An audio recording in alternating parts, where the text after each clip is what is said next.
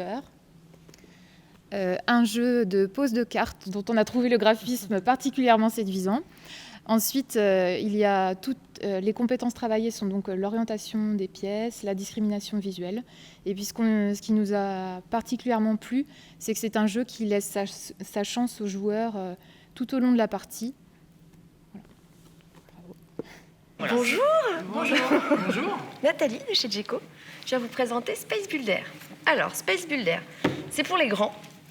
C'est à partir de 2 à 4 joueurs. C'est un peu plus long en termes de timing. C'est 20 minutes à peu près.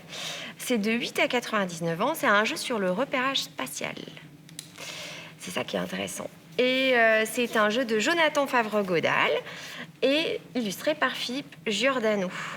Alors, comment on joue? Alors, on va tous avoir un plateau. Donc, je vais vous distribuer des plateaux. Hop. Les filles, vous allez jouer avec le même. Par contre, ce plateau, on va tous le mettre dans le même sens. C'est-à-dire qu'on va choisir. Par exemple, on peut le mettre comme ça. On va le mettre comme ça. Donc, chacun va mettre sa station spatiale dans le même sens. Donc, hop, il faut que vous tourniez. Voilà. Alors non, vous étiez dans le bon sens. Et les filles... Ouais. C'est-à-dire que c'est pas un sens relatif par rapport à Non, nous. il faut qu'ils aient tous la même direction. D'accord. Après, donc moi c'est le bleu, vous êtes orange, donc je vous donne des petits sets de cartes. Et sur ces petits sets de cartes, hop, vous allez voir, c'est des cartes avec des... en fait, l'idée du jeu, c'est qu'on va bâtir une station spatiale. Donc on a notre port d'arrivée et après, il va falloir qu'on construise tous les autres bâtiments de notre station spatiale. Donc les bâtiments, c'est ce qu'on a sur nos petites cartes. Et les cartes, on s'aperçoit qu'elles sont recto-verso et que c'est sensiblement les mêmes, mais pas exactement. Il y a quand même des petites différences à chaque fois entre le recto et le verso. C'est ce qui va être compliqué, en fait. Et donc, elles sont toutes différentes. Mais nous, on a tous les mêmes. Tout le monde a les mêmes. Tous les jeux sont identiques. Alors, vous allez voir, vous avez 4 cartes avec des petites étoiles en haut à gauche. Donc, c'est le set de base. On démarre avec 4 cartes en main. Le but du jeu, ça va être de réussir à poser toutes ces cartes en premier correctement. Et une fois que quelqu'un aura posé ces 8 cartes correctement en premier sur le plateau, il aura gagné la partie. Mais ces cartes, on va les gagner petit à petit. On démarre avec 4 cartes et à chaque fois qu'on va gagner une manche, hop, on va récupérer une carte supplémentaire. Et alors, comment on gagne les cartes? Donc là, on a des cartes plans. Donc c'est des cartes qui reprennent un plateau. Et c'est des cartes plans qui vont vous indiquer comment est-ce que vous devez construire votre station spatiale. Donc on met cette pile au milieu et on va retourner une première carte et on n'a surtout absolument pas le droit de tourner cette carte. Donc maintenant, il va falloir reproduire en tout cas une partie de cette carte plan en utilisant les 4 cartes que l'on a dans les mains. Et il va falloir la reproduire exactement comme indiqué sur la carte. Donc on peut tourner les cartes. Il faut tourner les cartes pour être sûr d'utiliser la bonne... Ah oui, mais alors on va avoir du mal à voir les détails là, ouais. Ouais, moi non, parce que je me la suis mis super bien. Et du coup, je vais hyper bien. Alors, hop. Donc lui, il va vers là. On regarde pareil. Et voilà. Et donc le premier qui dit stop, il dit stop. Alors deuxième stop, troisième stop pour moi, et le quatrième doit s'arrêter. Donc alors, on regarde qui est le premier qui arrête, le deuxième, le troisième, et une fois que le troisième a dit, quand on joue à 4, une fois que l'avant-dernier en fait a dit stop, le quatrième est obligé de s'arrêter. Et donc maintenant on va vérifier. Donc on va prendre votre plateau, et puis pour que ce soit plus simple, on va le tourner dans le même sens que la carte, et on va vérifier. Donc celle-ci, elle est bien placée. Celle-ci, elle est bien placée. Celle-ci est bien placée. Celle-ci est bien placée. Vous avez fait un sans faute. Un peu de... Vous avez fait un sans faute, donc vous avez gagné la manche. Si jamais vous aviez fait une erreur, c'est-à-dire que par exemple vous vous étiez trompé de côté, eh bien vous aurez eu moins de points. On serait passé au deuxième, on aurait vérifié. Si lui avait réussi à tout mettre correctement sans faire d'erreur, c'est lui qui gagnait la manche. En fait, celui qui gagne la manche, c'est le premier à avoir fait le moins d'erreurs. OK ? Donc si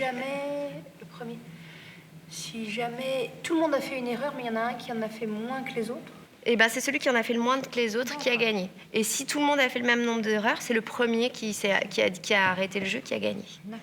Donc, Quand je mets une carte au mauvais endroit, c'est moins 2 points. Quand je mets une carte dans le mauvais sens, c'est moins 2 points. Si je la tourne, parce que ça aussi c'est important, l'orientation de la carte, c'est moins 2 points. Par contre, toutes les cartes que je n'ai pas posées, parce que par manque de temps, c'est moins 1 point seulement. Donc là, vous avez gagné la manche. Donc maintenant, au lieu de poser 4 cartes, vous allez en poser 5. Donc vous choisissez dans le reste de vos cartes une que vous choisissez. Il n'y a que nous qui imposons. Et il n'y a que eux qui en posent 5. Et c'est en ça que c'est assez intéressant. C'est qu'en fait, vous avez gagné. Donc a priori, vous êtes les plus forts. Mais du coup, là, cette manche-là, vous êtes handicapés parce que vous avez une carte de plus à poser que par rapport à nous.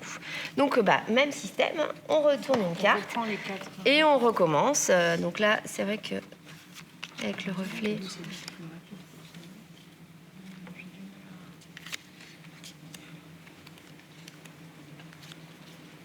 Ah mince, je fais n'importe quoi.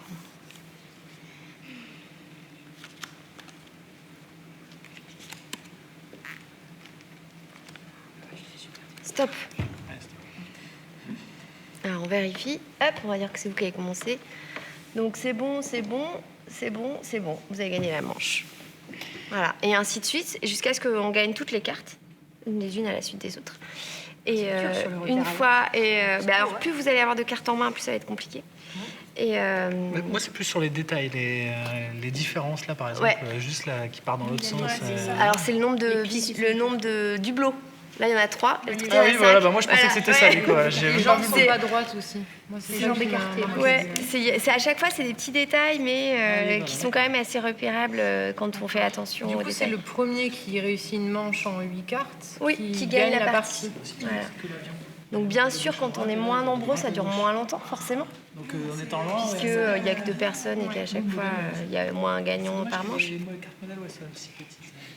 Alors normalement, on n'est pas censé jouer aussi loin les uns des autres. Ouais. Mais voilà.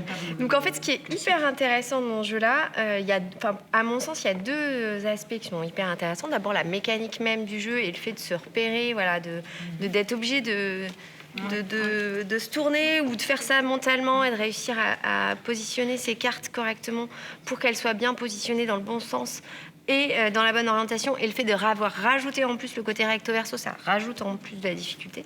Donc ça, c'est vraiment... Mais ça, c'est le gameplay de base de Jonathan que je trouve très intéressant. Et le deuxième aspect que je trouve vraiment agréable aussi, c'est ce côté rattrapage de niveau avec le fait qu'à chaque manche, on gagne une carte. Donc on a une carte supplémentaire, donc on est toujours un peu plus handicapé par rapport aux autres parce qu'on a un élément de plus à poser. Et c'est ce rattrapage... voilà. Et vraiment, ce rattrapage est hyper intéressant en fait, parce qu'il y a il faut peut-être 2-3 manches pour réussir à comprendre comment on positionne. Après, on a toutes nos techniques différentes pour positionner les choses correctement. Voilà. C'est ces 2 aspects que je trouve vraiment intéressants, qui ont été proposés par le jeu de Jonathan, que je trouve vraiment intéressant. C'est vraiment original et moi j'ai trouvé ça difficile. Oui, c'est vraiment du repérage dans tous les... Ouais, mais vous avez réussi. Après, tu t'habitues aussi aux cartes. Là, c'est parce qu'on découvre les cartes. Sur le fait de... Tu vois la carte et tu n'es pas forcément orienté de la même manière. Il y a plusieurs difficultés qui se rajoutent les unes aux autres. Ouais. Au niveau du prix? Alors, on est plutôt autour de 25 €. Enfin, maximum. Super. C'est très clair. Merci beaucoup. Merci beaucoup.